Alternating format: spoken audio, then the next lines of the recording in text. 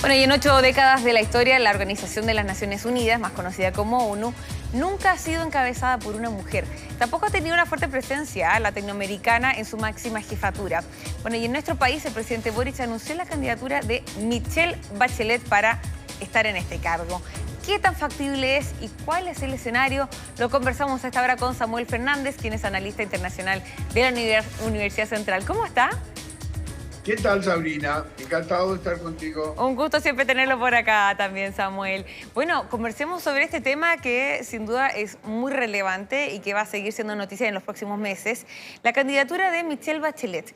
En primer lugar, ¿cuál es el primer análisis que usted hace al respecto? ¿Qué tan probable es que Michelle Bachelet pueda liderar esta instancia?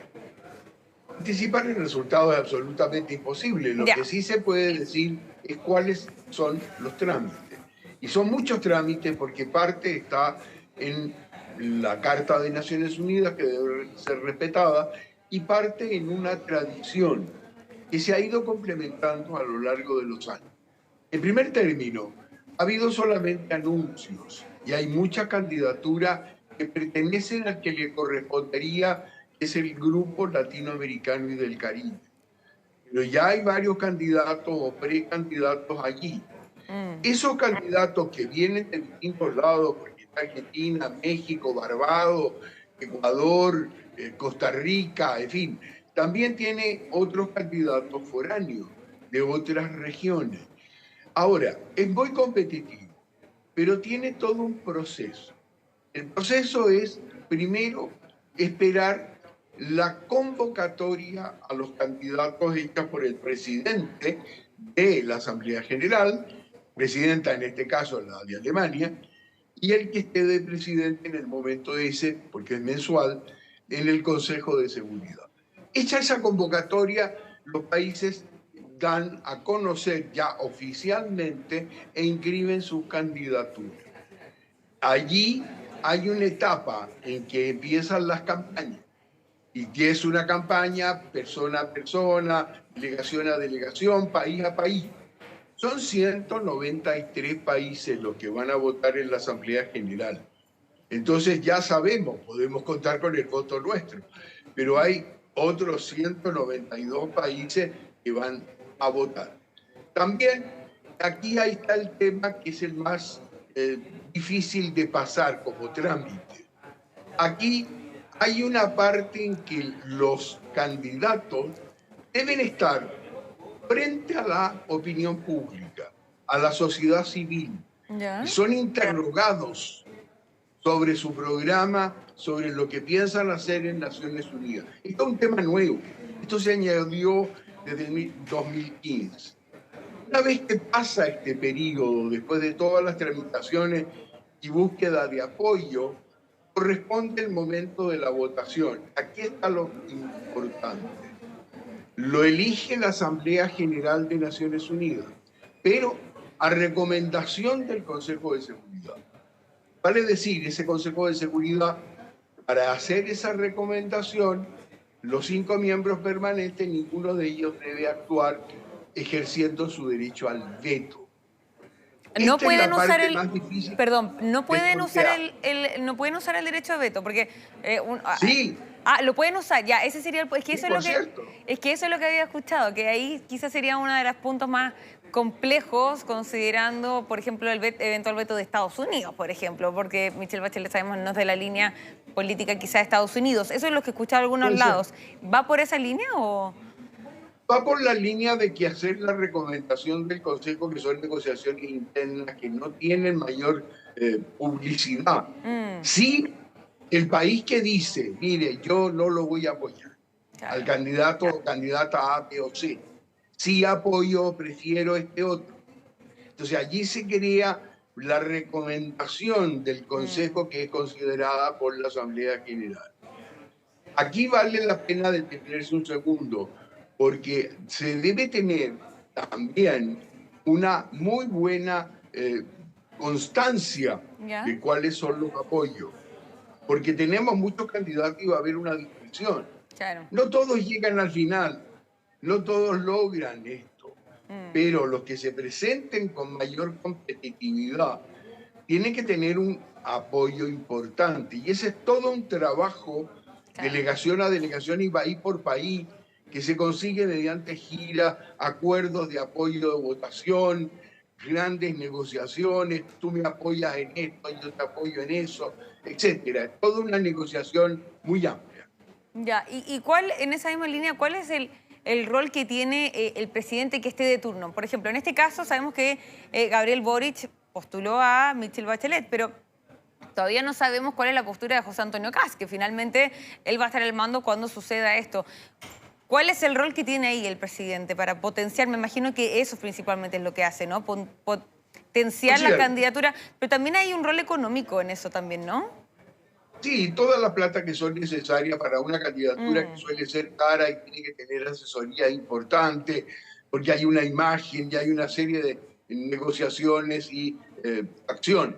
Pero, a ver, lo que en general en Naciones Unidas no se toma en cuenta, y este es un punto bien importante, es el apoyo interno que tenga o no tenga el candidato. Eso no incide. Eso incide internamente y es fundamental para que sea una política, en fin, apoyada por el gobierno que lleve esa candidatura adelante. Pero, en general, para el resto de los países, ese es un tema que no está por una razón. Porque el funcionario o funcionaria que vaya, o la persona que vaya a ser elegida, es una persona que tiene que cortar absolutamente los vínculos políticos con el país de origen. O sea, está obligada a tener una postura, el secretario general, absolutamente independiente de los países a que pertenecen y debe deberse totalmente al organismo. Entonces, allí es donde juegan estos factores. Pero la competencia es tremenda porque siempre hay gente muy importante que postula. Es el cargo más importante de la organización, es el principal. Además, es el representante, está todo el sistema de Naciones Unidas que depende en buena medida de él, aunque estamos llenos de organismos internacionales, ellos tienen sus propios directores. Pero el que coordina todo esto y da las pautas es la persona que sea el secretario general. Allí es donde la competencia es muy fuerte. Y con un antecedente más. No necesariamente podría ser, esto ha sucedido también, que le toque al grupo latinoamericano del Caribe. No siempre se respeta eso de la región. Claro. Si acaso es imposible encontrar un candidato de consenso, porque hay demasiadas candidaturas. Y por lógica, el país que presenta un candidato no apoya a los demás. Entonces no hay ese consenso, es muy difícil de ser logrado. Pero si no fuera este el tenemos otros postulantes de otros lados y pueden saltarse esa rotativa que no está escrita. Lo mismo que tampoco está escrito, ¿acaso podría ser mujer u hombre? Porque no ha habido, como tú decías muy bien, no ha habido ninguna que haya sido mujer. Y hay varias candidatas que son mujeres en este momento de nuestra región. Pero no hay una regla fija.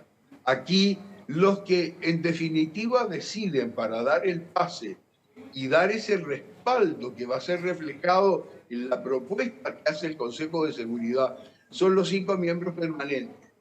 Y esto es una discusión muy importante que las hacen normalmente de esta manera.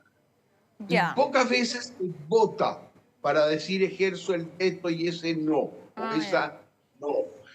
Se arreglan entre ellos para decir cuál es el candidato o candidata que no me voy a oponer para ir creando un consenso en torno a una figura. Tampoco se explicita porque puede quedar muy mal puesto el candidato que haya sacado, a veces se sabe, obviamente, todo se sabe, y no hay secretos mayores. Sí, salió, le fue muy bien, pero resulta que uno de los miembros permanentes se abstuvo. No la vetó, pero no apoyó al candidato. Todo eso pesa y todo se baraja internamente. Los plazos son ahora inscripción cuando se convoque por los presidentes de los de la Asamblea y del Consejo. Ya. Luego viene esta confrontación frente a la sociedad civil, donde seguramente pueden haber infiltrado de otro candidato para preguntarle la cosa más horrible al otro candidato competidor. Pero eso es como una especie de cuenta pública, por así decirlo, como que tienen que ir a decir como, ya, sí, perfecto. Debe defender su programa. Su programa, claro. Y defenderlo ferozmente con todo lo que implica frente a esta audiencia pública. Claro. Luego viene la materialización formal de las candidaturas una vez que entra el proceso. Ya. Se vota en la próxima Asamblea General del 2026. Que asume el 1 de enero del 2027. Elecciones a finales de año en la Asamblea General del próximo año que se va a celebrar. Ya, bien interesante entonces cómo va el cronograma, bueno, un año entero realmente, y ahí habrá que ver finalmente también las definiciones que tú me dejó José Antonio Kast, que usted estaba mencionando y me interesa mucho ese punto, que dice que finalmente si es que tiene el apoyo o no, no tiene mucha relevancia, pero me imagino que si sí tuviera el apoyo, eventualmente, no sé si el apoyo económico se condice con el apoyo que da el presidente o no. Bueno, ahí está. Es eso, pero también me imagino que ayuda hablando con otras personas para que voten, ¿no? O también con el mismo Estados Unidos, que es parte del Consejo. Eso es fundamental. Claro. La gestión con delegados en las propias Naciones Unidas, con los países directamente, las giras que deben hacer los candidatos visitando a los países más importantes, son muchísimos, claro, pero aquellos que más importan, los grupos, tratar de buscar los endosos de grupos regionales, en fin, es toda hay un sistema que se emplea en todas las candidaturas. Esta es la más alta del organismo, porque hay otras que se pueden compensar. Si acaso una candidatura de menor importancia, se dice 2 por 1. Yo le apoyo la candidatura a la Secretaría General, pero usted me da 2 de menor rango. Claro. O sea, es un trabajo diplomático enorme, larguísimo, muy desgastante, que requiere todo el apoyo y toda una acción diplomática que lo soporte. Y además, con competidores que son todos de muy alta categoría. Y no hay claramente un vencedor o alguien que diga está asegurado, no para absolutamente nada. Aquí puede salir cualquier sorpresa. Por eso cuando tú me preguntabas cuál es la proyección, te digo que es la más difícil de poder hacer. Depende de todas las circunstancias que hemos conversado, ¿no? Ya, bien complejo, bien complejo. Como el día que estábamos hablando de quién podría ser el Papa, es una cosa que es bien difícil. No. Es bien difícil de saber. Ahora, Samuel, cortito por un tema de tiempo, más que nada, pero me interesa saber tu opinión en torno a la ONU. Sabemos que hay muchas guerras en curso y pareciera un poco que la ONU ha ido perdiendo fuerza con el pasar de los años. Me gustaría saber tu mirada en torno a la organización internacional. Sí, ha perdido en los grandes problemas de mantenimiento de paz y seguridad internacional.